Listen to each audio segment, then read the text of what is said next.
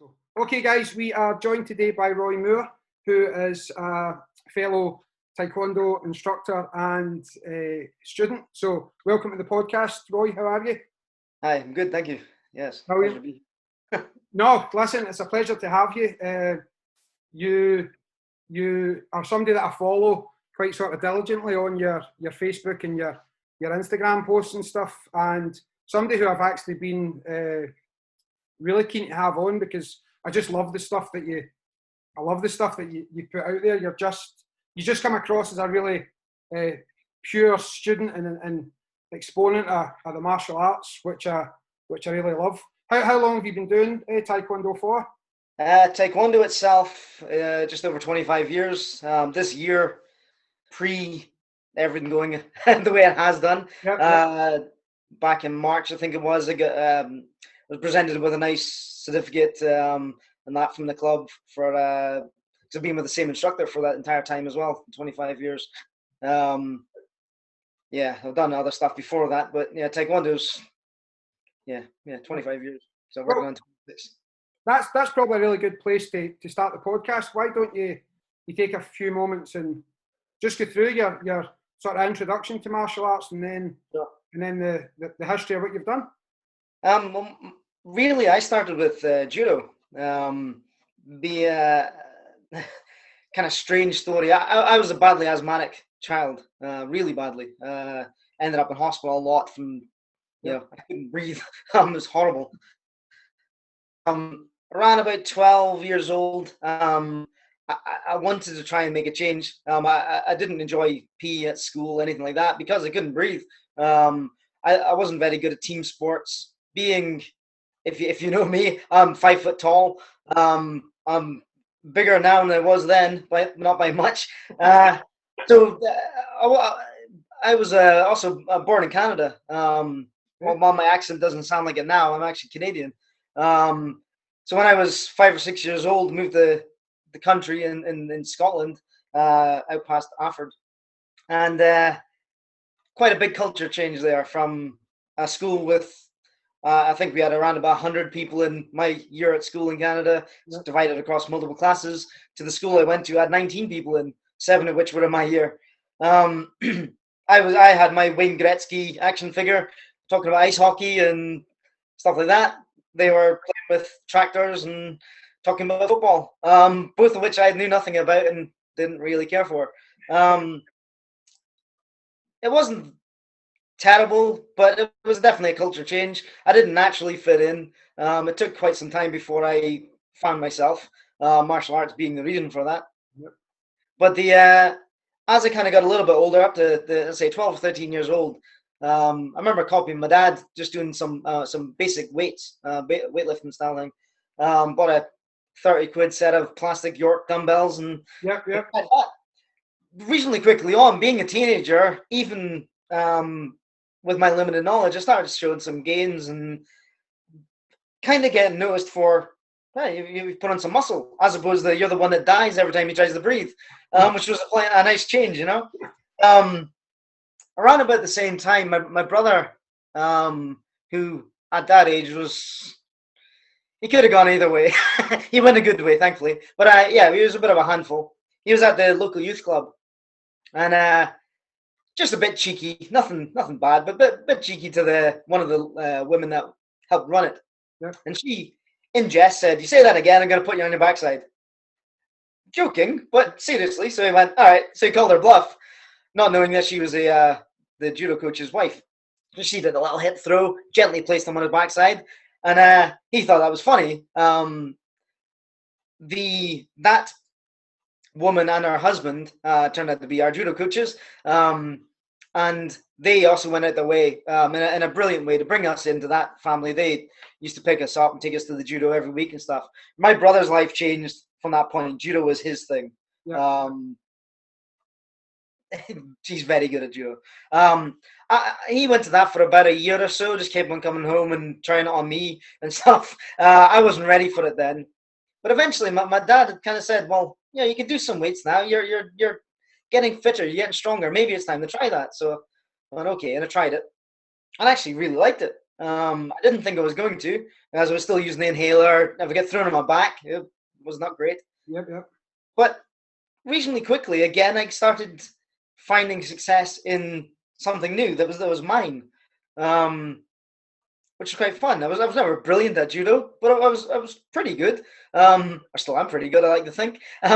Yes, we started grading up and competing. Again, my brother was the superstar with judo, but I was decent. Was holding my own, and yeah, that really was the start, the seeds of martial arts. Meanwhile, I remember my dad. He came home from a car boot sale with a box of VHS cassettes, and I had about 10 Jean-Claude Van Damme movies in it. I think Enter the Dragon was also in there. There's a few other martial art classics. Yeah. So my dad, knowing that at the time I was 14 or 15, these were all 18 rated movies, he watched them all and then went, there's nothing in there they can't see, allowed us to watch them. So immediately I started copying the kicking. There's always about the kicking. I was like, that's for me. Yeah. I went to the library, got out all the books I could. My dad noticed I had a particular interest in this. And one weekend, again from a car boot sale, came home with a copy of The Complete Martial Artist, volumes 1 and 2, from Grandmaster Heel Cho. Yeah. That was the start. That was the true start. Judo was huge, and it's always been a part of my history. But those photos of Grandmaster Cho, the big kicks and the long flowing locks and the muscle and everything he did in there, I was like, wow, I want more of that. The color inserts in them books were phenomenal. Yeah. But equally, I devoured them cover to cover. I looked out for everything else. So then got to the Mana Contrasts and all the other books that came from there. But unfortunately, when there was no Taekwondo, there was no karate for a good while. There was only judo. Yeah, so I kept on at that. A few years later, there was a karate club opened up for a little while, Shotokan Karate. But it never really got the level of attendance that it needed, so it folded. Otherwise, I could have probably stayed at that. It didn't have the kicking I wanted, but it was close. And it wasn't until a few years later when I went to university, age 20, something like that. And coincidentally, a person sat down next to me. We were just chatting during one of the breaks, and he said, I started Taekwondo last night. I was like, right, I've always wanted to do that. Where? You tell me. And helpfully, he had a flyer with him, featuring my instructor, and a jumping back kick through 6 inches of wood. I thought, that's cool. That's exactly what I want. So the next night, I went across and tried Taekwondo. I spoke to my instructor. Well, I spoke to the person at that point. It wasn't my instructor at that point. Said that, I'd always been interested in this stuff. I've done judo and the like, but it was Grandmaster Heel Cho's books, and that's why I wanted to try Taekwondo. And he's flipped through. He happened to have a copy of the encyclopedia with him. He's usually got one of the books on him. And there was a picture of Grandmaster Cho in the encyclopedia being in the demo teams for the ITF back then. Yep. And I was like, okay. And from that, he explained that his instructor was Grandmaster Rikiha, and here's the rest of the demo team and stuff. And I thought, okay, this looks legit. Let's give this a go. And yeah, 25 years later, here I am. Isn't it wonderful how most people like you and I who've been in martial arts for 20, 30, 35 years, most of our stories started with some element of struggle, and it's very common to hear someone like yourself say, I had bad asthma, or I had something which maybe was detrimental to you starting playing football or rugby or something, and then there's a home for everybody in martial arts, don't you think? Absolutely. I mean, I was bullied. It wasn't horrendous. I've seen worse. But I was not until 4th year of school, something like that, in secondary, before I started really becoming Roy. Up to that point, I was just that guy in the background, Again, judo was the reason that changed. I started having enough confidence to look someone in the eye and say, no, up till then, the funny accent, the no interest in the club sports, the team sports. My school wasn't brilliant for different sports. You could play football, you could play field hockey. That was about it, really. I didn't care about either of them. I still don't particularly. in fourth year, my judo coach started we had a leisure period on a Friday afternoon, and he asked if I'd like to assist and just do judo every week. And I was like, well, of course, that's much better. So the benefit of that is I was getting to throw around fellow school students. I think I was a blue belt at the time. I wasn't brilliant, but I was a lot better than they were. So again, some of these skills started looking like I knew what I was doing. Again, that spread around. I wouldn't say I got a reputation, but there was some positive stuff there. Certainly being the size I am, and that was before I did any weights and stuff. I was about that big back then. There was bullying. There was a lot of that kind of stuff. My parents are English. I was in a Scottish school in the country. That doesn't necessarily go down well, or didn't then. It took a bit of the martial arts definitely changed that. Not just because it started hitting things or people. There was a few, don't get me wrong, but mostly it was the confidence to be able to say no, and all the stuff that we teach. As you say, the kids are the people with that struggle. The difference it can make to them is huge. And how I know a part of your story and the similar, similar but shared experience. For sure, it's one of the things that I think it's one of the things that always and will always join us as well. We all, not everybody, obviously, but most people have that common factor of coming, as I said, from. And again, we're not talking about life-changing struggles all the time, but it can be as little as I didn't fit in here, but I found a home. There's a family there. Yeah, 100%. We don't share an association, but we share Tae Kwon Do and we share martial arts, and it's always, you're always going to have friends just because of that common factor. I was going to see, Roy and I, for any of the people that are watching or listening, have not, well, I'm going to contradict myself slightly here. We've not physically met, but we have, because you've already mentioned Grandmaster Cho there, and we were obviously in the same seminar the last time he was here in Scotland.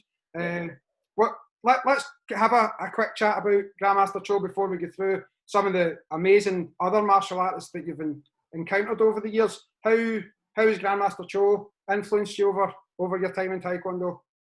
Grandmaster Cho is an early one. One of the earliest influential videos we had was Best of the Best, which is still one of my favorite videos. It's phenomenal. And I remember probably about the 30th time I was watching that, I suddenly went, hey, I know him, because I'd read the books by then. And of course, here's Grandmaster Cho as the Korean coach. Yep. And simple stuff like that. But really, those books were my first instructor for kicking and punching and stuff. I'm not gonna lie, I'm a Jean-Claude Van Damme fan. I was copying. The suspended splits and stuff was because of him.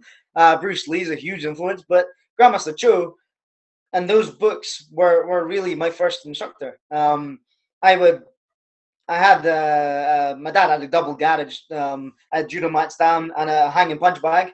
Yeah. And I would go out there every night with those books and say, right, here's a psychic. Can I be hitting that thing hundreds and hundreds of repetitions? And I was obsessed by it. And that was long before I had a true physical instructor. Was down to Grandmaster Cho's books. I never had the funds to buy his VHS series. I've got a couple of them now because I collect this stuff. But it was pre-internet, so you couldn't go on the internet and check these things out. Yep. As different books that appear in the library, I didn't have disposable income until I had a job. In my 20s, so that was when I started buying my own books and stuff. So it was car boot sale finds and stuff like that. But the power was probably my first thing from Grandmaster Cho. He didn't necessarily do stuff because it looked pretty. Yeah, it could look phenomenally pretty as well. As I said, the photographs in Hawaii with the water in the background and the long flowing hair, and it's stunning. I will have posters in this dojo one of these days. Because they were hugely influential. But everything that he did just screamed power. It had to work, otherwise kind of throw it away, which I really believe in. That's a core part of what I teach myself. I've got a tattoo here. It's just power. That's what it is. and that was probably my earliest influence for real Taekwondo, and yeah, for the kicking and the realism. Yeah. I think one of my friends, I don't know if you actually know him sort of personally, but is the GTF technical director Stephen Gale. Yeah, I know. I think I've met him once. Certainly, I know the name. He always quotes Grandmaster Cho when he says, because he was on the same seminar, and we're now talking about an ITF practitioner like yourself, a GTF practitioner like Mr. Gale is, and myself as an AMA practitioner, all brought together at that seminar. And anytime we're talking, Stephen always mentions the Grandmaster standing there and saying, train together, learn together. And I don't think that's, and something that I really wanted to chat to you about actually, I don't think it's an attitude or a feeling that's there enough in martial arts, and especially, dare I say it, in Taekwondo. If you were in Hamilton or Larkhall or Glasgow, my areas, you were driving by and you wanted to train, you would be more than welcome.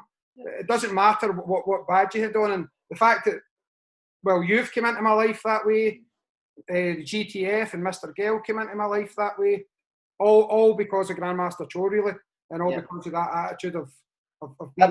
That's been a big part of probably the last 10 years or so of my Taekwondo, but probably longer, really. Certainly, as far as I'm concerned, there's technical differences between how we do things. Because the people in charge have come a different path. But there's at least an 80% overlap. You know, and that's true of pretty much anyone I train with. You know, there's been very, very few people that I've met and thought, you've got nothing to say to me. And there's been one or two. Don't get me wrong. I'm not going to name any names, but you know, but in almost every room you can walk in, you can learn from someone. And I think, yeah, I'm a student first and foremost. I do teach. I am an instructor, but you know, I'm still walking the path. You know, I'm trying to learn. Like I say, I think you and I could stand side by side, both perform Po-on. Yours is going to look different from mine because, you know, sine wave and all the other things, and you know, don't need to get into.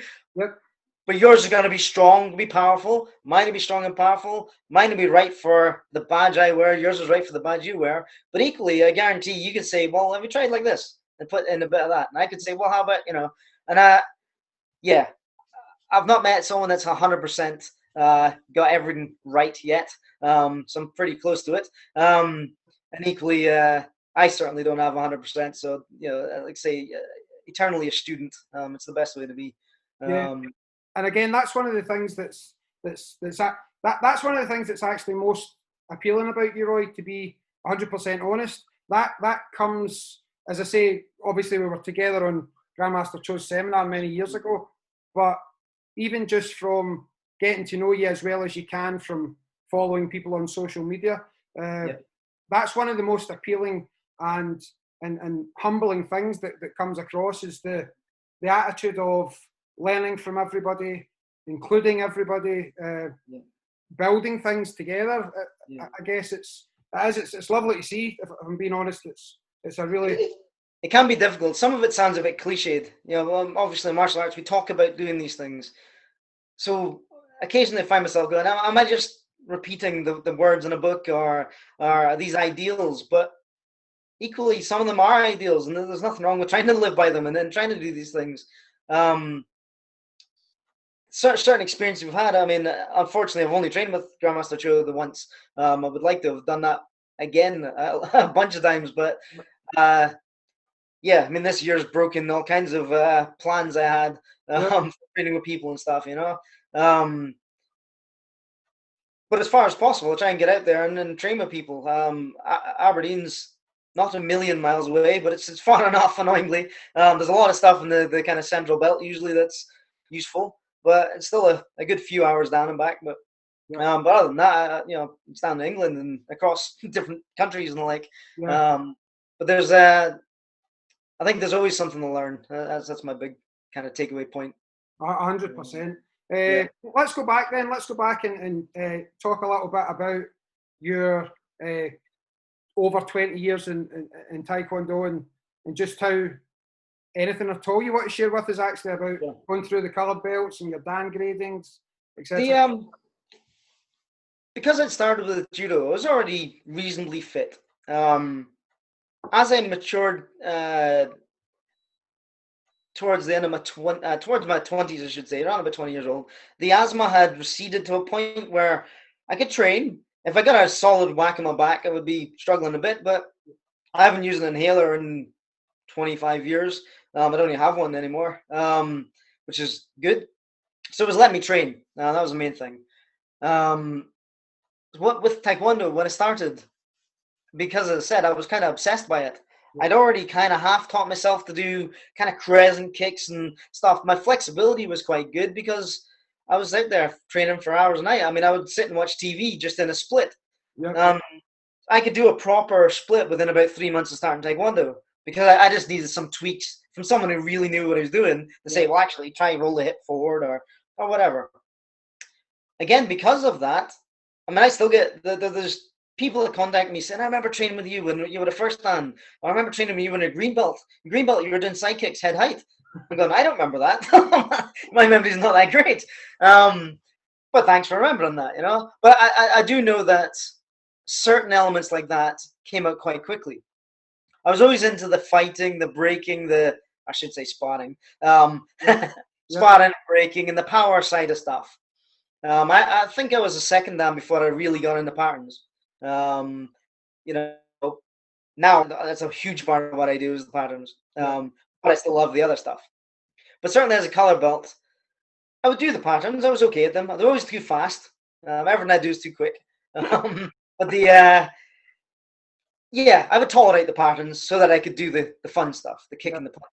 I was always watching the higher grades and seeing them do jumpy, spinny stuff. I'm like, cool, I'm practicing that at the end. Early on, we had one main principal instructor, my instructor, Master Murdoch, and there was an assistant instructor called Mr. Aitchison, who at the time was a first dan. I think he became a second dan soon after. And he for a little while, you go to Master Murdoch for the technical part, and you go to Mr. Aitchison kind of for the fun. And it was wrong, but there was an element of that. You know, we do some cool stuff, and he's a very good instructor as well. But we used to have the hall afterwards, have the trumpet set up, so do flying kicks off of that, and playing about. But equally, great fun, and we learned from that stuff, you know. But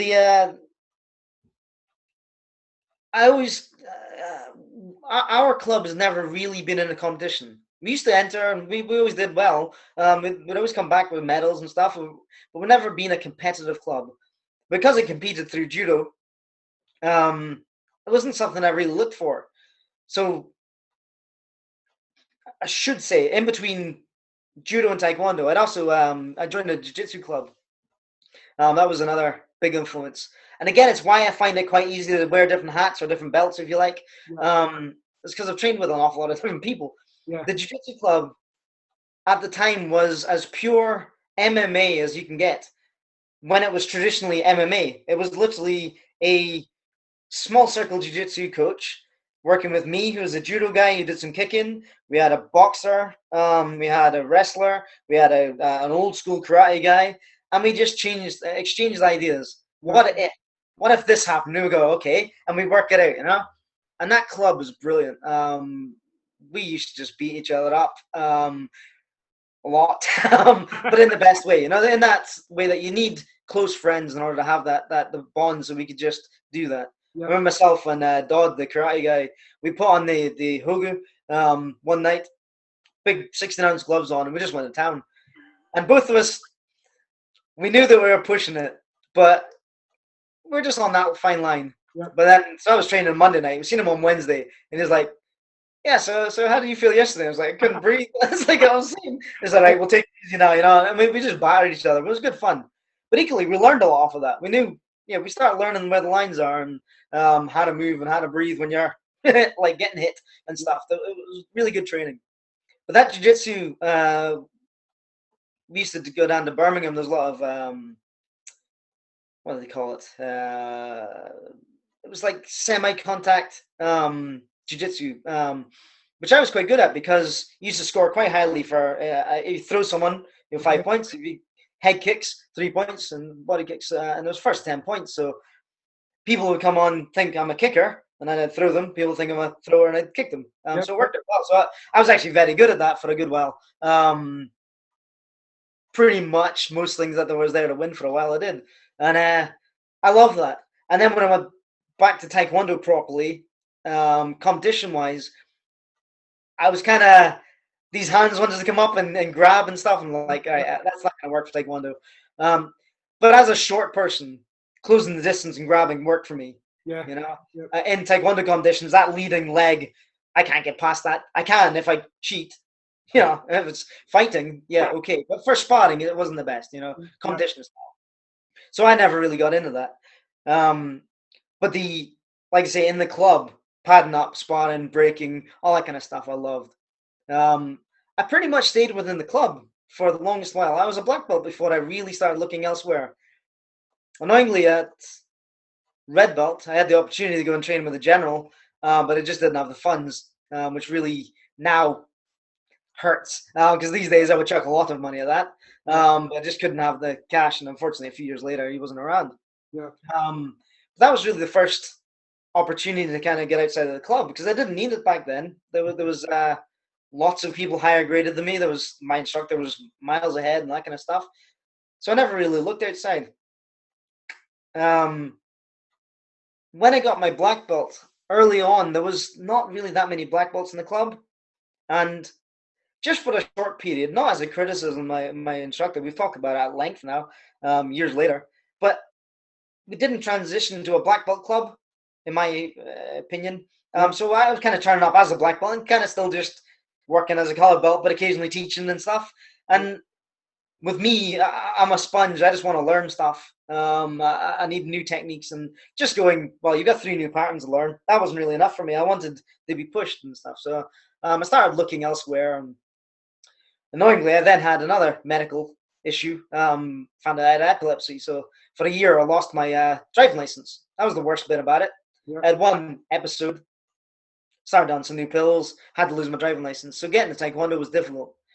So for about 6 months, I had this little gap. And I looked into a few other things. I played with some other stuff that was just closer to me. But it never really scratched that itch properly, After about 6 months, my dad, his work pattern changed. So he said, right, I can take you to Taekwondo. So brilliant. So phoned the instructor, so said, right, I'm coming back. Everything's fine. I'm 100% fit, and just needing to get back. But just in that period, 3 or 4 others had graded up the first time, and that was enough. That okay, now we've got a group to work on and stuff, and it explained some of the little issues I had and stuff. And from that point on, it's been golden. So yeah, we started pushing from that point on, and it was much better for me. In terms of the club itself, say around about second dan. I've been teaching since 1999, I think. I was a first dan then, but really became an instructor, I would say, around about second dan. Started teaching regular and the like. That changed everything about Taekwondo. I learned so much more from that point on, as we tell our students all the time, but they don't believe us. But yeah, teaching. It's 100% accurate as well. Yeah. 100% accurate. It just makes you reflect on every single thing that you're doing, everything you're saying. Am I saying this right? Can I say it better? What other angles can I possibly use to get this point across to as many different people as possible, And that really, I think it just engaged a different cog in my head to start really learning there, that's something that I love to this day, One of the things that I very quickly took a wee note as you were talking there, and this is something that I hadn't necessarily planned to discuss with you, but I always find hugely interesting, and having someone with a lot of experience like yourself to back this off of. I don't think you and I are any different to the majority of young guys that started. It was all about the sparring and how hard can I hit this pad, and Yeah. just the crazy stuff that we did. And when I look back, and I'm going to talk about patterns, so let's get a wee bit more technical. When I look back, I could draw a clear line where my study of martial arts and Tae Kwon Do really, really moved on when I started to appreciate patterns. Yeah, absolutely. Now, this is like you never knew your dad was right till you had a son who thought you were wrong, type thing. And it's so true. And you try and explain to young guys and girls in your school now, and listen, guys, but we made the same silly mistakes. And anyway, what did you find in the patterns that you could only appreciate as someone a little older? Because I'm sure we're going to have a lot in common when we chat about this. When I think I started to understand what the patterns were, as opposed to something that you needed to do to get a new belt, because one thing that I'm trying to work on in my teaching is to make them immediately more relevant. And some of the people I'm working with do that.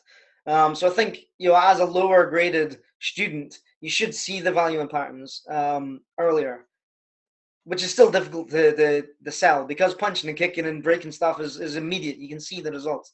Yeah. I was probably a second dan before I really went, okay, I'm starting to get the lessons that are in here, You were a faster learner than I was then. I think the one thing that occasionally I have to bite my tongue a little bit when I'm training with different people is my experiences up to now affect how I am and how I learn. So I'm not going to apologize for the fact I started with judo. I also spent a lot of time in the jiu-jitsu. I went on to fight full contact in jiu-jitsu as well. We did some proper MMA. We're really trying to hurt each other. That has to have an influence on how I move.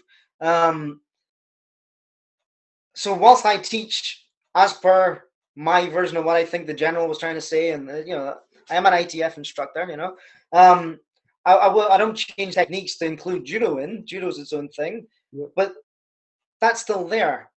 The patterns, the movements, have a lot of these movements in there as well. Now, I'm not necessarily just talking about applications and the like, but my thing is having a partner or a training partner in judo. We have our randori, our uki, and tori. In taekwondo, we have our willing partner, then a resistant partner, then we have an opponent. But it's moving someone. The first time you have someone actually punch a pad and they move backwards because they're not used to transferring weight through. The patterns, to me, have all of that. Yeah. So when I'm moving from one stance to another, a longer stance, it's about extending the weight through. If you have a person with you and you're gathering them with you, that works if your stance is proper, your foundations are there. It's any applicable weight drop or twist in the waist or whatever we're doing, and it's linking up the feet, the hips to the arms, through the core. That is, to me, that's where the patterns really come in their own. Yeah. Because we can't train all of that stuff all the time with a partner. If you want to do pure MMA, you're watching the UFC and that's what you want to do, we need to actually stand in a ring and fight. That's most of your training. But most of us really aren't doing that. I did it for a short window, and I loved it. I'm so glad it was there, but I was getting broken a lot. My boss was he was a good guy, but at one point he was like, "You're coming in with black eyes and chipped teeth, and you're starting to get twisted and stuff, and you have to deal with customers at work. Yeah. Is this going anywhere?" No, I'd probably not. No, that last weekend's training cost me £1,000 to go and compete. I'm not getting paid for it, so that had to be dialed back. But like I say, if you want to fight, then you need to get in a ring and fight. To learn martial movements, the martial art part of it, but also applicable stuff for actually having to deal with more of a self-defense type situation, which I think is more relevant to the other 99% of us that aren't competing, then that's where the patterns are. there's so many movements where I was doing the one leg stance, silly back fist thing today, and you know, if my mother sees it, she's like, "Yeah, see him doing his weird martial arts stuff." She wants to see the movement in that. Yep. With a partner, you can hopefully demonstrate a bit better. But people need to feel that, and I say that to me is where the patterns come in. A lot of the people I've been working with over the last 10 years have really helped with that. I'm willing to take the risk here, and if we end up sort of dumping the conversation because I can't express myself properly, I'm happy enough. I wonder often if we are selling the patterns wrongly, and let me try and explain. I really struggle with the concept of this against an imaginary opponent thing. I think a lot of criticism that will come from kickboxers or Thai boxers or competitive fighters is, why are you doing these patterns? It's a waste of time.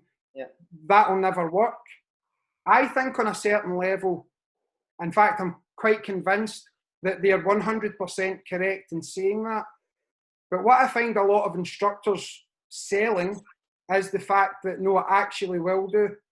That if you're being attacked on the street, you actually have the chance to perform a knife hand guarding block properly. No, you don't, in my humble opinion.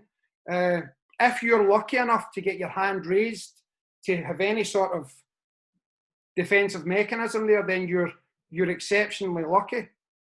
That's one side. However, if you miss the things that you've just discussed, the weight distribution, the strengthening of the muscles, the shifting weight from one part dynamic balance to another, the layers and patterns, they're countless. The layers within the patterns, if you go to them with the right attitude, well, why am I actually doing these? Okay, here's my opinion. My opinion is that if you are practicing your patterns to defend yourself on the street, I think you're in the wrong path there if you think that 99% of those techniques are going to work. However, I think the benefit of studying patterns for a whole list, like an endless list of benefits, is really, really worthwhile. Yeah. Now, I've opened a can of worms there. What's your thoughts on that? It's the $1 million Tae Kwon Do question, or any kata-based form. If you, some of the people I'm training with would agree wholeheartedly. Some of the people would say, no, absolutely not. And I think the truth is probably somewhere in between. As I said, I think if you're purely looking at self-defense, I don't think there's any need to learn. I mean, Tae Kwon Do talks about having 3,200 techniques. Your brain has to file through all of them before it can react. That's a crazy thing to do. Yep. Again, you talked to Jeff Thompson a couple of weeks ago. Learn how to hit hard and not get hit. One good right cross. That's all we need. Ideally. If we can do that, we're laughing. The approach part of what I do, I'm teaching for Eddie Quinn and his approach system, and we use a hammer fist. Same thing. You know, we've got 2 or 3 movements tops, which hopefully covers. And it's a hopefully covers. Yes, we don't do groundwork. We don't want to go to the ground. What if we go? Right, that's a different thing. You know, there's other parts to it. In Tae Kwon Do, I think the lessons of all the other movements, the patterns, is all these in-between moments. They say a garden block. We're covering up. We're not getting to this finished position. We might. And also, we can maybe hit different areas of the body with it. I quite like hitting necks with that, as opposed to a block at end of a forearm, because people don't punch like that, you know, in real life. That said, I do believe some of these movements can be used. So there's a bit of a fine line there. Also depends on the individual to a point. But I think as a general rule, the lessons are more about movement, power throughout, the ability to change direction into someone else, onto another attack. This dynamic balance, what you're moving in between, from one stance to another, is a big part. Again, I can't help but relate stuff to judo. In judo, you have a person who's actively not wanting to let you do what you're trying to do. Yep. So you move, and we're constantly shifting weight, we're shifting balance, we're moving. That's true randori. In competition, they're going even further. They're really not wanting to let you do that. Yep. You know? So when we move, we have to be able to feel where they are. We haven't got time to see, and this feel is based on having hold of someone and being able to sense where they are. The patterns and how I'm trying to work on them, which is difficult this year when we can't use any contact, involves putting people together a lot sooner. I didn't start playing with that until I was a higher grade, and I think I lost some time in that. I should have been able to cement the judo and the lessons from judo into taekwondo sooner. Again, not changing taekwondo, in my opinion. This is saying that the likes of a walking stance, yes, it's about moving forward, but it could also be, or that hip turn as we move, that works. That's exactly the same as what we would do in a basic trip or a hip throw or the like. The movements are the same. Whether you've got a taekwondo suit on or a judo suit on, your body moves the same. For those of us that have 2 arms, 2 legs, the hips work and stuff, we all move essentially the same. So it kind of doesn't matter what color your pajamas are or why, what belt you happen to be wearing. Yep. One of the, and again, maybe I've opened the can of worms, and maybe we're going to get down all these sort of rabbit holes here. But as I say, it's a brilliant opportunity that I've got to speak to someone with as much enthusiasm for this wonderful art as I do. I would make, and I'm being very sort of simplistic here, but a forward stance. Now,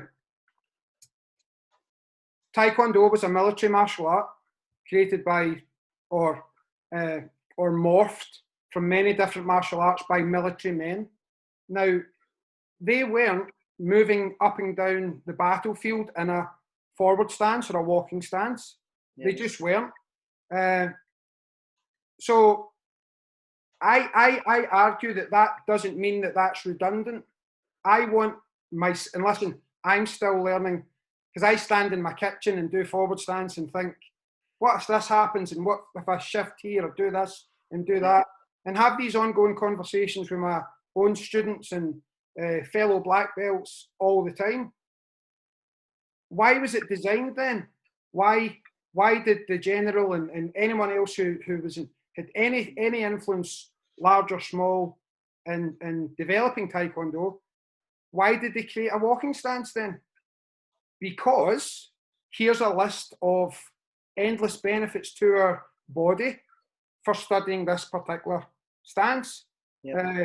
Balance, strength in the quadriceps, flexibility in the hamstrings and the calf, the ability, as you've said a number of times now, to learn how to shift the balance and shift your body weight from one position to the other.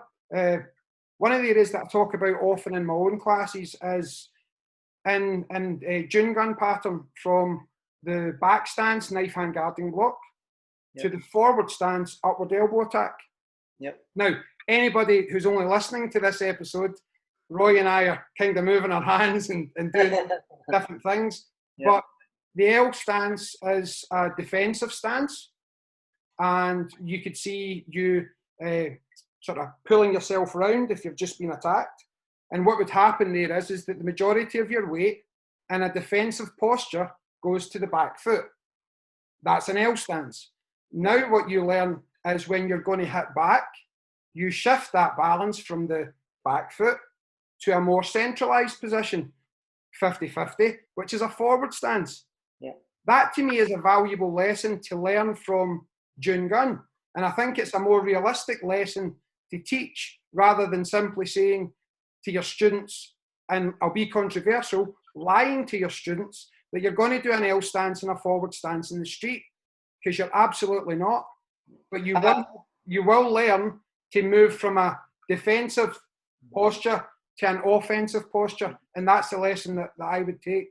There's the two parts. Just today, the session I was teaching outside, in the rain. We were talking about this. The blue belt patterns really start this shift between a longer stance to a shorter stance, or the other way around. Yep. And that's exactly the point to me. We're contracting before we expand, making ourselves smaller before we get bigger. Again, I'm going to teach the approach. That's a big, massive part of this thing. We make ourselves small and we expand bigger to hit. The breath control, another part of the patterns. That's a big part of it. You know, we're contracting the diaphragm at the right point. We're breathing at the right point. We're so we can get our timing correct. But I was also talking about what I can't remember where I picked it up. Someone smarter than me said it, and I stole it. So if you're watching, tell me. Yeah, exactly. We're just, you know, we're following the wiser people that came before us. You know. But we talk about long form and a short form. Long form, we learn this full movement. And then short form, I'm going to be hitting here, not here at the end of an extension. Yeah. This hand might not come all the way back because I've got hold of someone's neck and I'm hockey punching them instead of, you know. Yeah. The stance maybe won't make it out to a full balance 50-50 on a forward stance. But the desire to move there should be there. So we still committed our weight there. So that punch is still going to have weight behind it. If we only learn a shortened version, we can't get this hips into it. We can't get the breathing into it. We can't, you know, that is the point of the patterns to me, is learning a long form so you can shorten it. Again, if you're looking purely at competitive fighting, I wouldn't do any of that. Yeah. When I was fighting, I was looking at how I'm going to beat you. That's the only thing that matters. Yeah. If I'm talking about fighting as in you want to do bare knuckle bucking outside, learn how to cover up and how to throw a punch. Yeah. You know, there's no point in the rest of it. Yeah. For that. No, I agree. The massive lessons of the patterns do teach, because we're talking about hopefully a lifelong practice. You know, hopefully. Yeah, and that to me is the big lesson you learn in it. One of my students and friends, Andy Gillen, who has been on the podcast as well, he put it.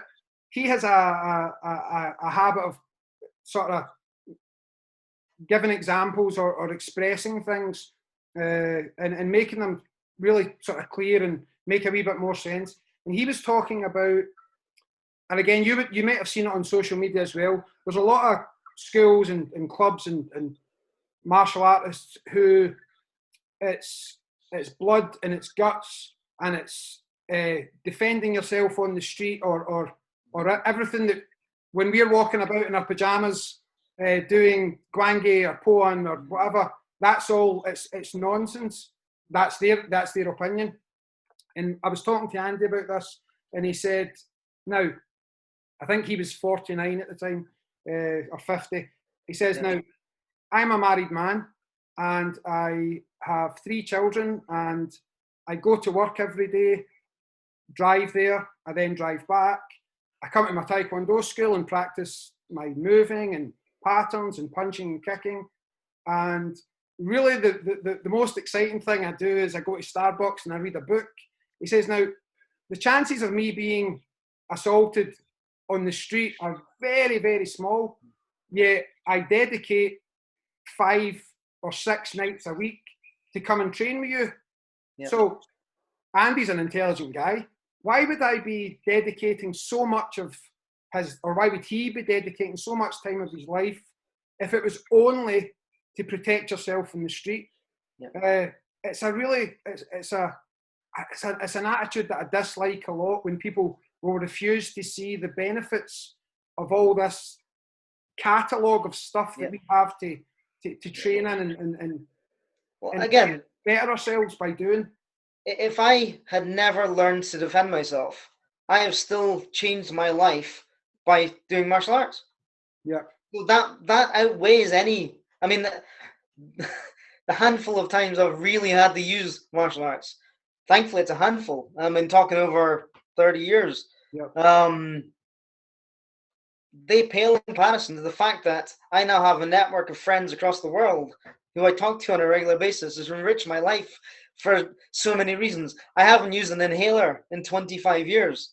You know, my knees work. I've got a bit of a sore hip occasionally, but other than that, I'm in good shape. You know, an awful lot of people my age it starts going that way. You know, I'm still aiming upwards. You know, the social aspect of it, the endorphins released by training. I mean, if you're not gonna, unless you're doing a strongman event, why would you go and train weights? Yeah. It's not just about competing. It's not just about beating someone else. It's not just about that one time that I had to lift the car off someone to save a person. Or you know what I mean? You train for training's sake. Yeah. To a point, I think martial arts are like that. The side effect of martial arts is hopefully you can defend yourself. Yeah. It's a part of it. I don't think it's the be all and end all. I don't really think that the martial art side of it was truly accurate. The soldiers trained together, but the military part, when they're running down with bayonets and they're stabbing, they're fighting, they're killing, that was still separate. What we do wasn't really the same. You know, it came from there, but it's not the same. You know, I think the putting yourself in uncomfortable situations, you know, hard tests, 2, 3, 4 against 1 fights where you're really having to get out of there. These safe versions of stressful events, you can learn a lot from that, as opposed to having to wait until you're attacked to find out how you're going to respond. You know, part of the approach instructor course, one of the final parts we do is we fight against the bullet men. So they get the full padding on. They got a team of very, very good people who are very good at being the attackers, being the bad guys. A couple of guys there I'm genuinely scared of, even though I know them as nice people. And the way they spend the morning psyching you up for it, so you're already on a bit, you know, you're nervous before you have to go out and fight. And it is fighting, you know. But in the back of your head, you still know it's safe. You know, it's not the same as getting attacked.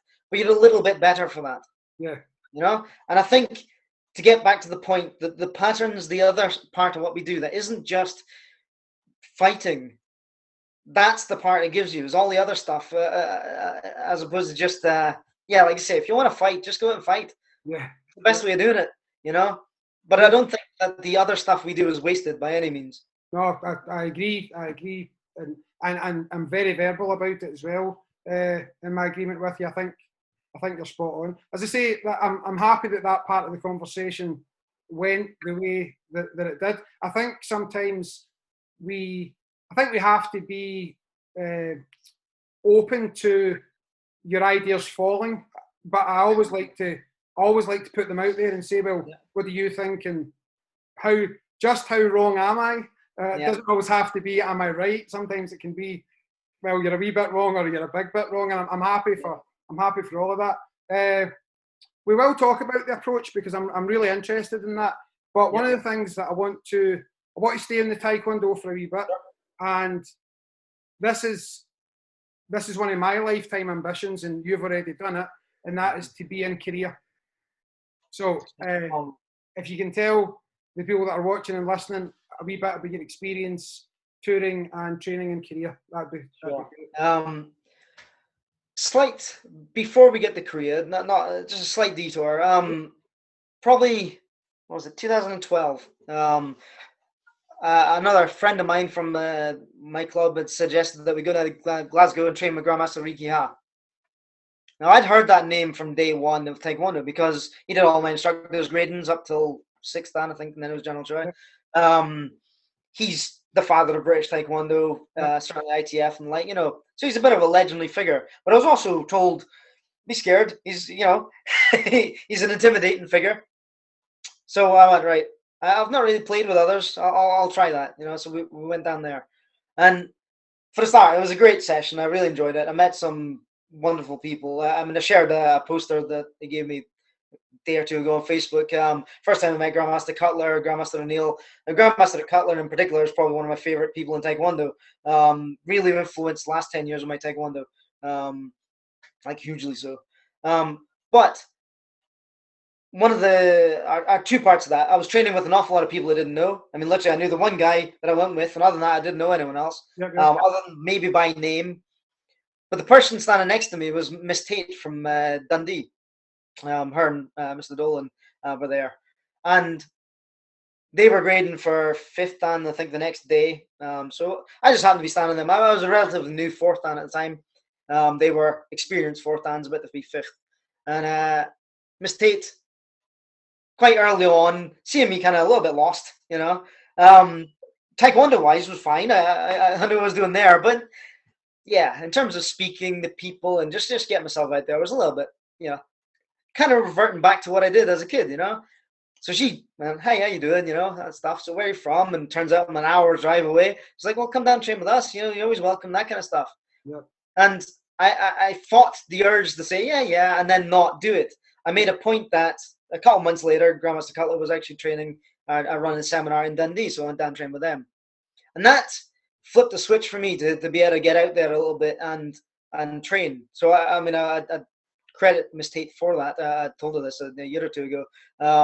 It's opened up a lot of stuff. Yep. Because of that, I've trained with a bunch of people since then, but Korea in particular. Stuart Anslow has his Totally Taekwondo magazine, the online magazine, and I've read that since day one. Pretty much anything but Taekwondo on, I read it. And they had a report. So they went in 2015. There was a group that went across, and the report was it was killing me reading it. I'm just going, oh my God, that looks amazing. Every page, every picture, the temples in the background and stuff, and it looked brilliant. So I'd inquired about a tour to ITFHQ who'd run them, and they said, well, there's a group from Russia coming across in a few months. You can mix in with them and stuff. But I thought, okay, I'd be okay, but I'd be that person on my own again, So as it was, I'd mentioned it online. I think I just said in one of the comments, is like, I'd love to do that one of these days. And Stuart Anslow actually phoned me up, and he said, "Come with us, mate." Said, like, "We'll look after you." Said, "No problem with that." Says, "We'd have a good laugh." He says, "The problem is, you go with a different group. It could be them and us." I said, "You might fit in fine, But said, if it's Russian for the start, how much Russian do you speak? And I went, 0. I can barely speak English, Just said, that's going to be difficult anyway. And you're in Korea, so, it's going to be hard enough. So he said, come with us. He said, we're going again in whatever it was, 2 years ago, 2018. So we're going to do, at the time, it was going to be a 2-week tour, covering all the color belt and all the black belt up to third dan. So I was like, right. So immediately started putting money away for it. We ran a saving scheme and all that kind of stuff. And then quite quickly on, it started up a Facebook group, messenger group. And what I loved about that is when we all got there, we kind of all knew each other. Yeah. Or most people that were active in the group, Some of yourself, as I said, we've been in the same room once. But yeah, we conversed on Facebook or whatever more than anything. So this was similar. The kind of meeting and going, Mark, and he's from South Africa, and they're like, great, almost no chance of bumping into him, but in Korea, great friends. And what a tour. Just stunning. Every day we had visits arranged. So, we did Poon's burial tomb, which was phenomenal. I was lucky enough to lead that day. What actually happened, we landed in Seoul, and then we immediately flew across the Jeju Island. So we're doing a couple of days there, because that's where the statue to the 29th Infantry Division is there, on Jeju Island, which was where the general really formed Taekwondo. It's the womb of Taekwondo, as kind of referred to. Yep. So we went there, we practiced, what we do there, Hwarang being the first pattern, we practiced Chonji being the beginner pattern, did lots of photos and all that kind of stuff. Beautiful day. But we decided that before we got into Taekwondo, we'd have a day just to kind of acclimatize. It's a 12-hour flight. We got there late and stuff. So we found a pub, as you do, about 11 o'clock at night. Had a lot, quite a few drinks.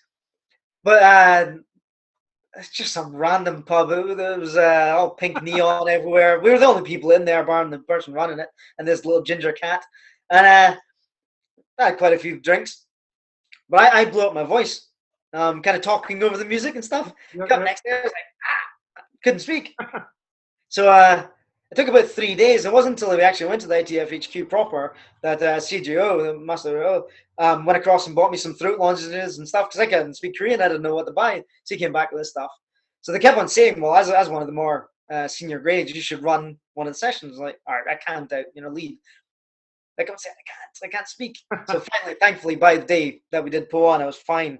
And that was phenomenal. The view was stunning. Just leading this group of 25 people roughly. Excellent, Every day we had activities set up. On Jeju Island, there's a massive Buddhist temple, which was beautiful. Again, we tried as far as possible to live in our Taekwondo suits. So we're always there. Any photo op, we're there as a group and stuff. Try not to spill coffee and stuff on them, which is difficult because we wear the white suits. So it's not that easy. But yeah, so we're back on the bus across to somewhere else. We did off-road booming ATV vehicles and all this kind of stuff. And then we got into Taekwondo proper.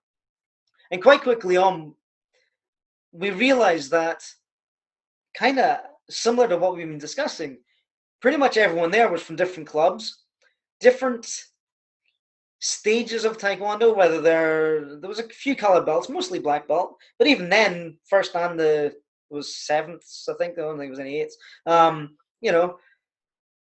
Some people that really know what's going on. Some people are just good hobbyists. I put myself in that category. But there was some really switched on good people there. But what we weren't really looking for was everyone trying to do the same thing at every point. Again, we had one fella, Neil, in his black suit all the time, kind of spoiling all the photos. Everyone else was wearing white. There's a good joke about it, but he didn't care. It was fine. But we had groups that followed the 1972 book. We had groups that followed the 1983 book. We had groups that don't follow any book. They're just doing their own thing. But we all had these patterns in common. Yeah. So initially, very early on, we tried the video stuff. So everyone as a group would go 1, 2, 3. But of course, everyone was miles off because everyone was moving differently. So we started going, right, we'll move and then we'll take a photo. So, everyone happy? Yes, snap. Everyone happy? Yes, snap. And then we kind of got okay after that. And here and there, we'd exchange ideas. There's quite a lot of us were kind of what I would say ITF or Chang'an style Taekwondo more than anything. But there's a few that were out there. I was gravitating towards the out there people because I know the ITF stuff, So trying to change some ideas, and there's people, we're going to be doing such and such a pattern tomorrow. Can you go over it again? Can we just make sure it's sharp so when we get there and stuff? Brilliant group of people.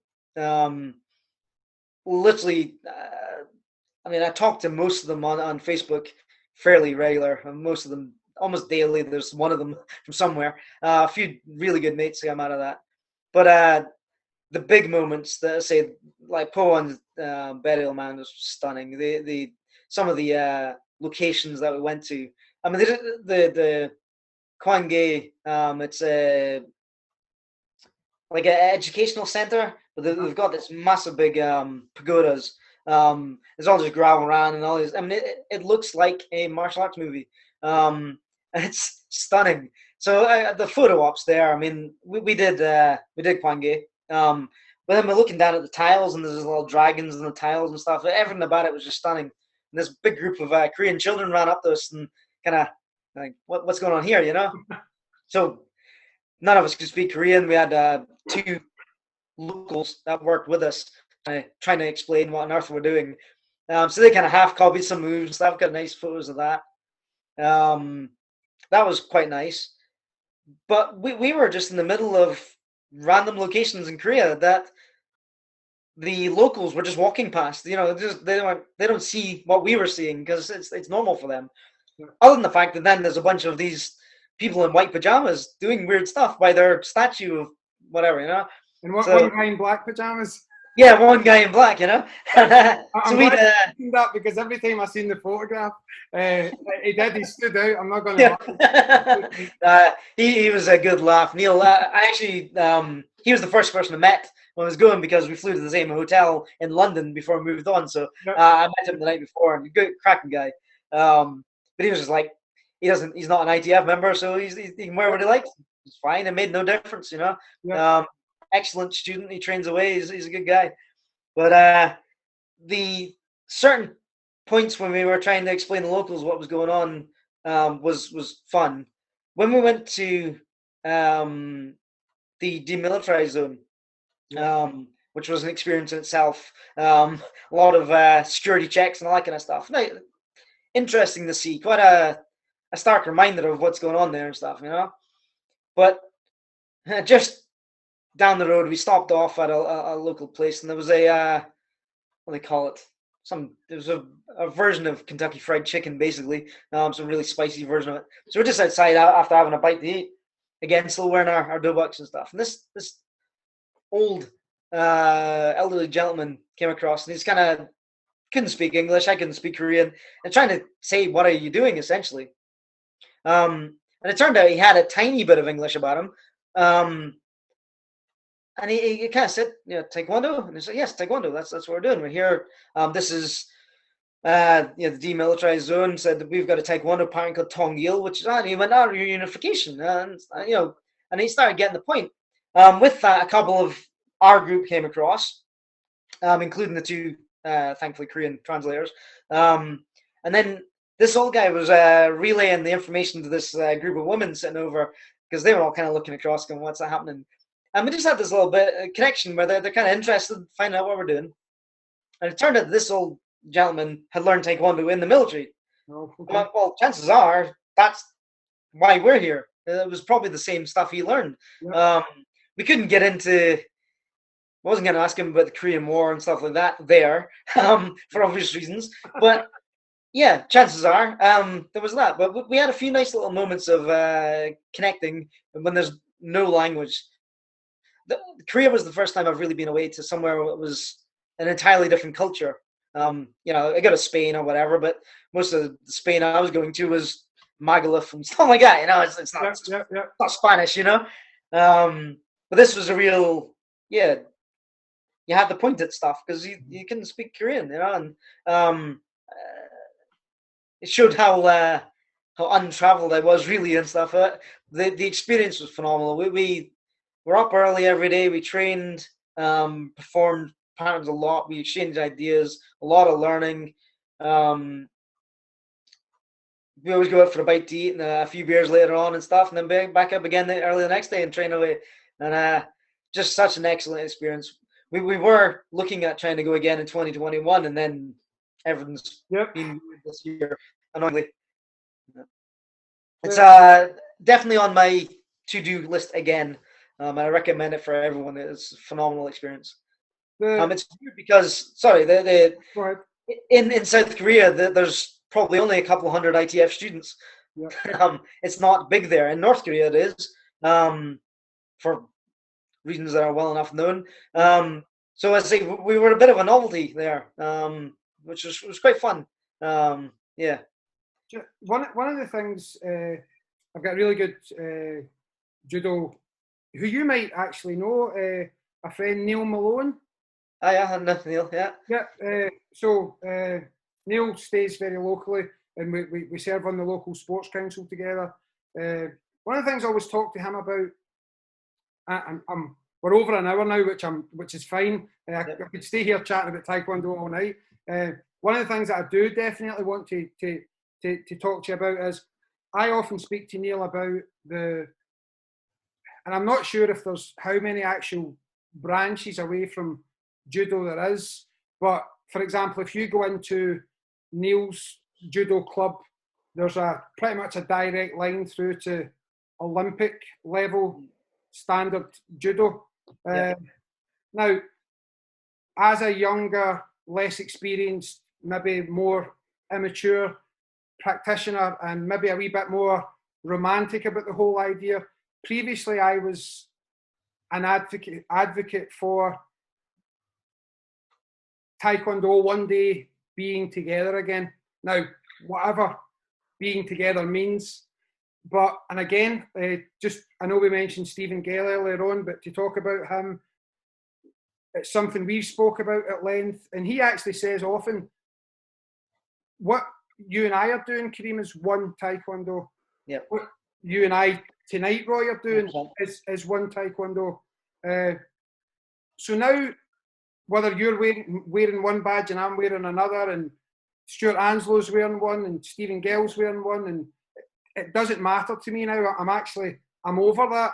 But there's a real passion within me to create one Taekwondo as what we're doing right now, I guess. There's been groups that have tried, and some of them have a certain level of success. When you look at it, you can see the older masters and grandmasters and stuff. It just went so far that I don't think that's ever going to come back together again. Yeah. You know, who's most senior, who's in charge of that, all that stuff is just, it's a can of worms to get into, you know. Yeah. I personally think that we're better now than we were 20 years ago. Yeah. Exactly stuff like this. I mean, I've had more doors being open than closed. You know, some of that's down to I'm quite happy to wear whatever color suit is needed, or I'll wear a white belt or a fifth dan belt. It makes no difference to me because I am a white belt. When I'm trying to train Sealat with Eddie, I'm definitely a white belt out of that. When I'm trying to train with Colin Wee in Australia, I'm definitely a white belt out of that. I've worn more white belts than I ever did black belts. It makes no difference to me. In my club, when I'm teaching, yes, I'll wear my fifth dan belt. I'm proud of that, but it doesn't really matter. I think our generation, if you like, tend to be a bit more open for this. There's still a lot of closed ideas, and kind of what I said earlier, but there's 80% overlap, you know? Yep. There's not too many out there. I mean, you see some videos on YouTube and stuff, and I don't comment on these things because as long as they're happy, do what like, you know, I mean, it's not for me to fix everyone. But yeah, I would say most people out there, you know, we've got stuff in common that we could share ideas on, you know? And I think in that way, Taekwondo could be one, you know? As I said, my Taekwondo, the reason I started with my instructor was based on this person sat to my left in a university class. If he had started WTF Taekwondo the night before, there's every chance I would have walked into that club, and I could be here 25 years later, I haven't done that. I might have done 2 classes and went, Taekwondo's not for me. You know, and I found something else. I know people in pretty much every version of Taekwondo that there is, and some of them are great people, and, you know, there's very few that aren't. You know, as I said, in Korea, I mean, there was a few groups, you know, 2 or 3 small groups, you know, but most people, there was at least 10, 15 different styles, if you like, of ITF Taekwondo there, which, you know, almost doesn't sound right saying it, but that's just the way it is. Again, just now I should be in Cyprus. That's my regular tour. This should have been the 5th annual Cyprus trip with the Ace Taekwondo lot. And over the years we've had there's a couple of TAGB guys been there. There's guys coming from the States. There's mostly ITF based, but there's been a few that have been quite far off of what I would say we do, if you like, or what I do. It doesn't matter. They just turn up and train and no one cares. It's been great. You know, met some really good people with that. And yeah, as you said earlier, if I'm down your way, you know, the door's open. If you're up my way, it's the same thing, you know. Yeah, I might have to explain to the students, don't copy him in terms of how we're doing Puan. Because if you grade like that tomorrow, my instructor who's grading you is going to go, well, that's not quite right for us, you know. Same, but I say the same thing when I'm saying watch YouTube for instructional videos. Here's the ones you can watch, you know, for us. But it doesn't mean the others are wrong. They're just incorrect for what we're looking for, you know. But the ability to train with others, I think, in my experience, is getting better. You know, one big thing happened 8 or 9 years ago. I don't know if you've heard the ITF Radix guys, Roy Rostad and oh god, my head's gone blank now. Master. What happened there? Sorry? What happened there? There was a seminar in Stonehaven, which is 15 minutes away from my house. Right. But crucially, it was the first seminar in Aberdeen area that I went to that was also by one of what would be seen as the rival club. Right. We never really played nice. We never really trained together for various reasons. I don't really care what they were, but it was about the generation before. I seen these guys were coming up, exactly my kind of thing. I went, is it okay if I come along? They went, yeah. We trained, we did a 2-day session. It was brilliant. And there's no reason why that shouldn't happen more, in my opinion. And it was very good. My head's reeling now. I'm trying to remember her name. Put on the spot. It's always the way it is. That's okay. Right, let's move on and talk about Eddie Quinn and the approach, which I know you're sort of really passionate about as well, and now teaching. If that name comes up, just randomly shout it out halfway through. That's fine, so it doesn't annoy you. That happens to me all the time, by the way. I forget people's names, and then great guy as well. I'll be sitting and randomly shout it out. So tell us what the approach is. Tell us a wee bit about Eddie Quinn. A lot of people listening to this will know, but some people won't. So give us a wee bit of info on that, if you don't mind.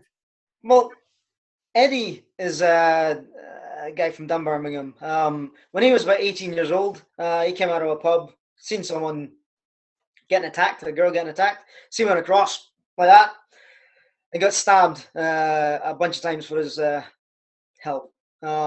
He was on the operating table getting saved by a surgeon because he got stabbed in some bad places. He was opened up from chest right the way down, and they saved his life.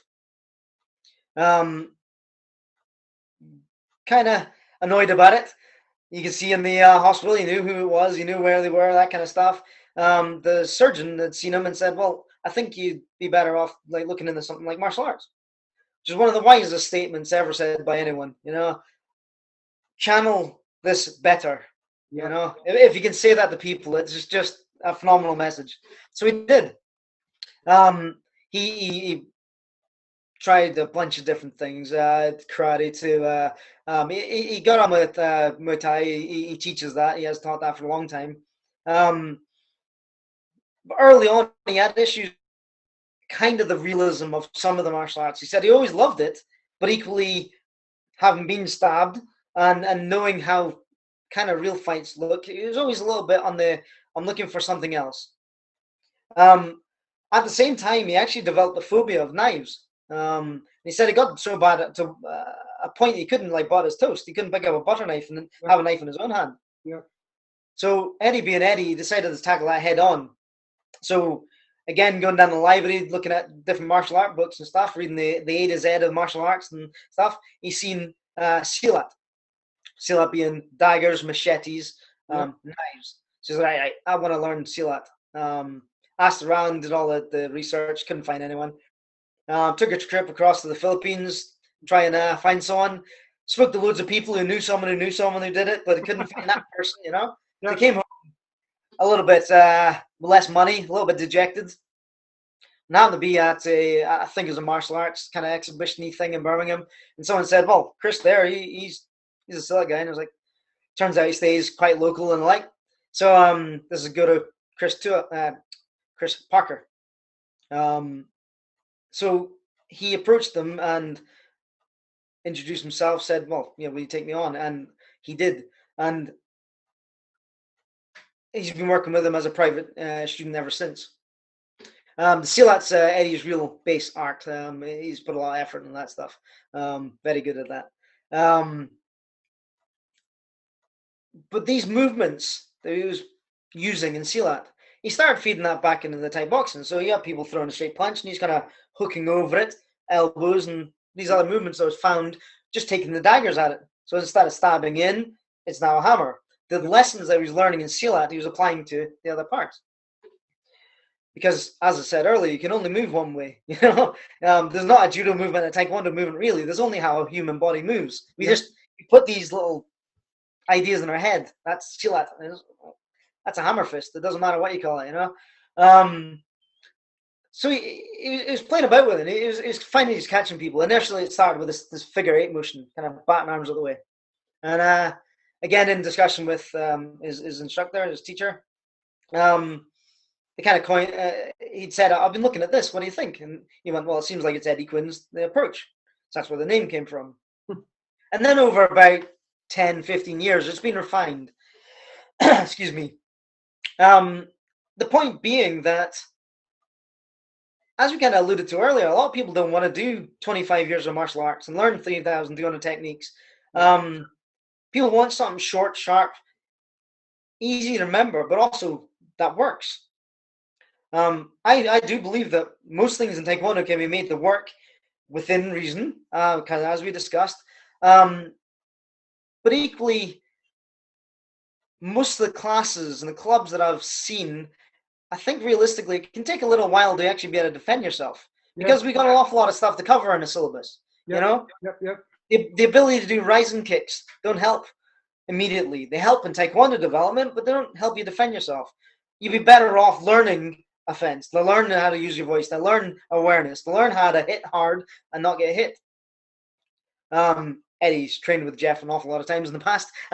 There's overlap in these things, as you know. So over the years, Eddie developed this system, the approach. What it is now, in the space of a 4-hour seminar, you can learn the core principles that are found in the approach. And it's simply a hammer fist. We got our elbows, and we have a backhand, essentially, or we have an assisted strike. And that works from all the angles. So eventually it got recoined as the approach 360 because it works around.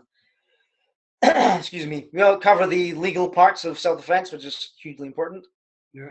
And ideally try and put people off of needing to try their might, because the best self-defense, as you know, is just not being in that fight if you can, If you can't, we make sure that we can be the one that's hopefully getting home to our loved ones, Yeah, of course. Yeah.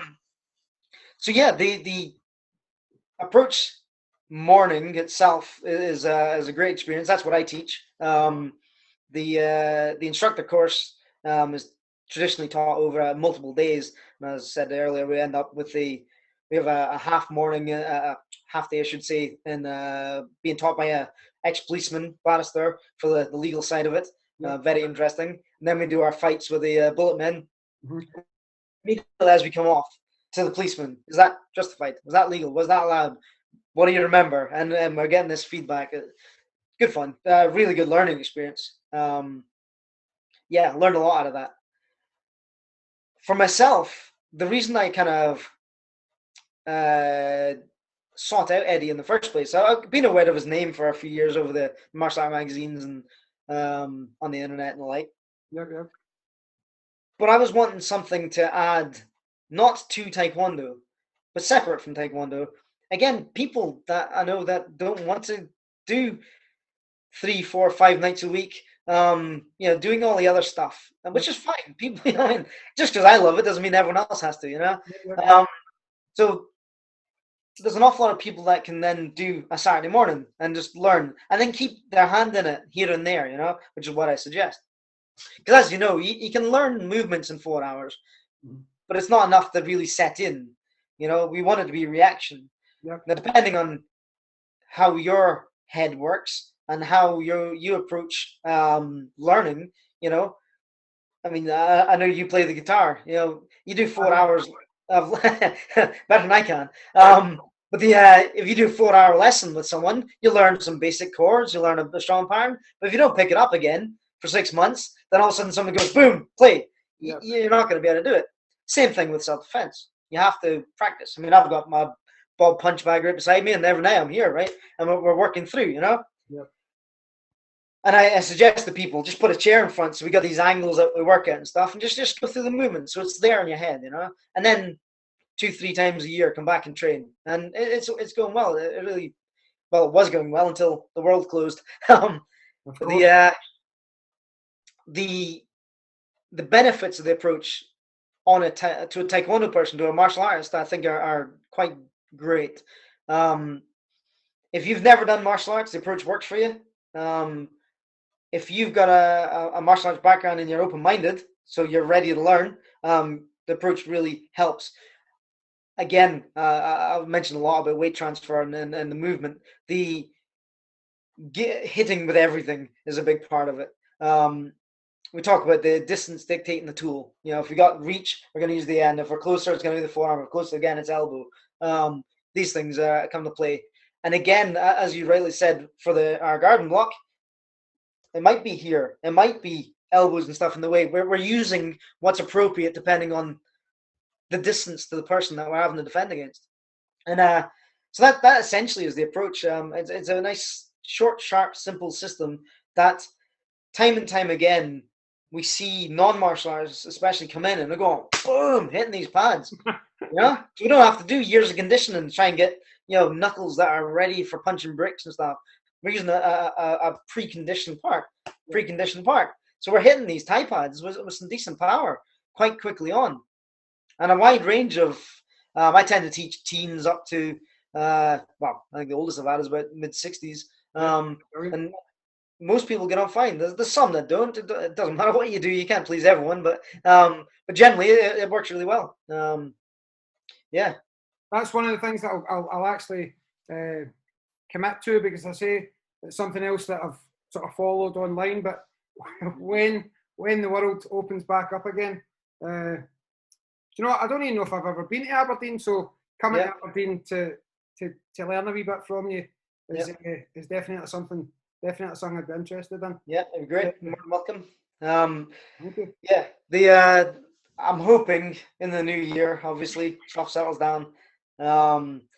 It's a close contact thing in terms of we got partners with pads and we're going to be hitting stuff. So it has to be, we're going to be back down to basically zero before we can do that again, annoyingly. So I haven't had any judo this year and I've had no approach, but outside of hitting Bob, It's one of the things, one of the things that hasn't been lost on me this year has been the benefit that our traditional Tae Kwon Do practice has given us, whether it be over Zoom or whether it's been just training on our own. There's many styles out there where you need a partner, or you need close contact with pads, or you need to spar or whatever. And my brother, last year he had a very successful year in judo. Since he's 42, he keeps on thinking I'm nearly done, and keeps on going, I'll just try one bigger one, and he's winning. He's very good. Excuse me. So this year was supposed to be, he was going to press again on a couple more, and he tried over Zoom for a good while. They did probably 10 weeks, something like that. Yeah. And they just got bored. I was going, it's just a fitness class. I can do fitness. People are out riding their bikes. They're doing stuff, You can't really practice judo. If you got the stretchy bands, you can do some movement, but it's not the same. So even my brother of 25, 30 years, I mean, that's all he's done since he was about 11. Couldn't get anyone more devoted to judo. Yeah. He's bored of it. And, he's still trying to keep his hand in at training, doing some weights and doing some running stuff, but he's struggling with that. It's a hard thing to lose. Yeah.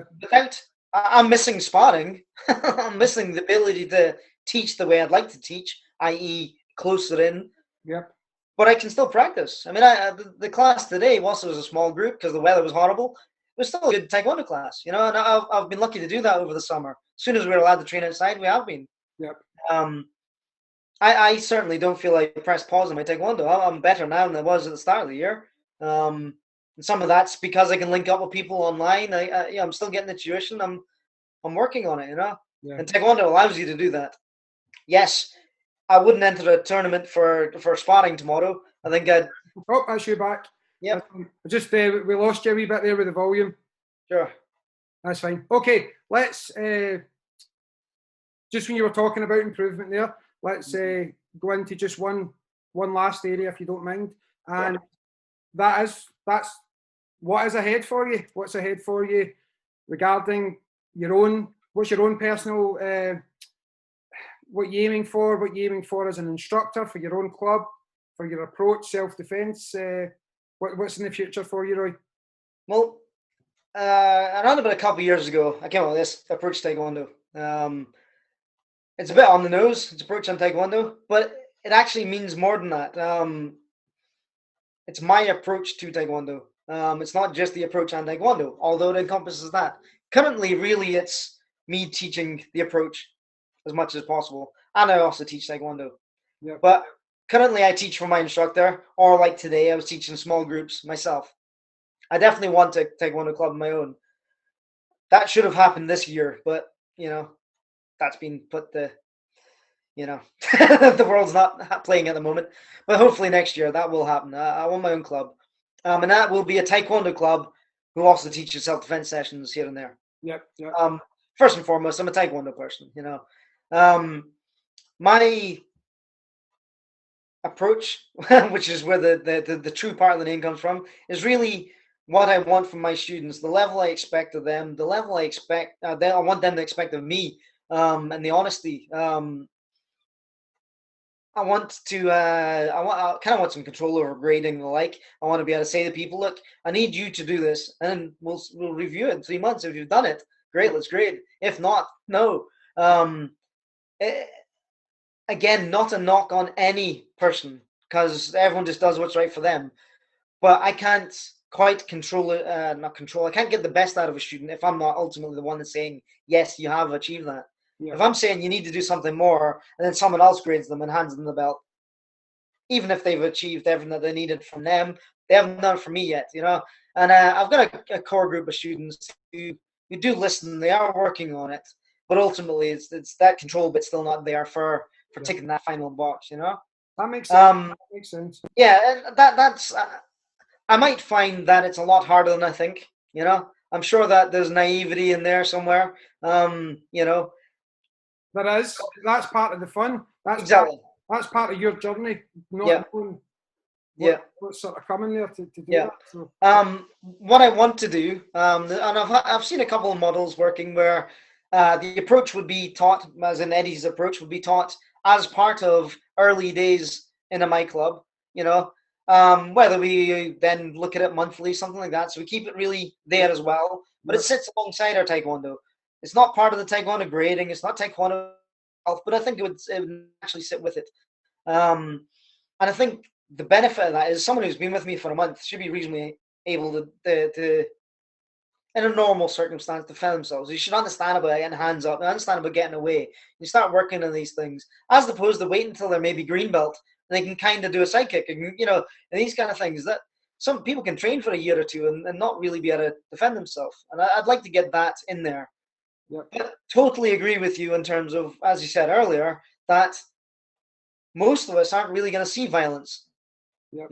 We can go decades without any issues. So it's not all just about being paranoid and waiting for that person to jump out of darkness, But I'd like to see some the ability to defend themselves be there quite early on. But I also want to tailor my approach to individual students a lot. That's something I do with my kind of private tuition, trying not to name names or whatever, but yeah, there's individuals who say you're older, so you're going to struggle with flexibility. You're 20 years old, that shouldn't be a problem. You should actually achieve this easier. So I want you to work on this bit instead. And if you get there, everyone's path being slightly different. But they should end up in a similar place. I think one of the problems with Taekwondo, as it's taught, kind of once the karate went into the schools, is it's almost nice to build a whole class of robots all performing in sync and stuff, and that's not really fair to humans because we're not all the same. As I said, one of my favorite instructors is 6'5". I'm 5 foot tall. Doesn't move the same. I mean, every one of my students is bigger than me. So how I move, my center of gravity is already lower than theirs. So sine wave and all the other parts is different anyway. So I think it needs to be tailored for individuals, and that's a big part of what I'd like to work on. A bunch of years ago, we had two elderly Japanese judo instructors came across and taught at Aberdeen Judo Club, and my judo instructors up to that point had been, one guy's probably 6'2", 6'3", something like that, big guy, 100 kilo plus, good. Didn't understand how I moved, and that's not a knock on him, it's just the way it was. My brother's similar, he's bigger than I am. But these guys, my height, small, and they went, what you need to do. Yeah. And I was like, ooh, okay, this is different. This was tailored to what I'm doing. And just for that 2-hour seminar, I felt like I learned more than probably I had done in 6 months prior or whatever, So that's a big part of my approach is I want to ideally have a smaller club that I can kind of tailor it. you know, we'll see if that works in practice, you know. Um, but yeah, that's kind of the club aspirations. I'm working towards ideally get my sixth dan maybe next year. You know, I constantly want to improve myself, but part of that outside is just the normal taekwondo part. Is I'm still working at judo. I got my black belt in that a couple of years ago. Finally, I should have had it 20 years ago, but I got injured and did taekwondo. So I've always played at judo since then, but finally got that. But yeah, a couple other people that I'm working with, trying to enhance my knowledge in that way, and then that all feeds back to how I move in taekwondo as well. So, Yeah. Which obviously then influences how I teach the students. Brilliant. Yeah, but Right. now hopefully once the ability to travel opens up again, you know, I'm going to be out there and training with as many different people as I can, and yeah, that's my that's the thing I want most just now. I think, as I say now, we've touched base properly through the podcast. That's your name's definitely added on to someone who I'd like to come and actually do a bit of training with. Not just for the approach, but for the taekwondo as well. Sure, that'd be great. Is there anything else you would like to add before we finish up today? I don't think so. I think it's been a good chat. Yeah, no. Having a great time. I think. Yeah, that's good. As I say, when you talk about taekwondo, we could sit here for hours and hours and just get into different subjects. But listen, Roy, it's been very enjoyable. So thank you so much. Thank you. Thank you. Thanks for thinking of me. Absolutely. And again, maybe this time next year we can have you back on and see where our paths have taken us. A club. Brilliant. Great. Right. Have a good night, Roy. Thank you so much for coming on. Thank you. Thanks Take a lot. care of yourself. Bye-bye. Bye. Thank you. Bye. Thanks. Bye.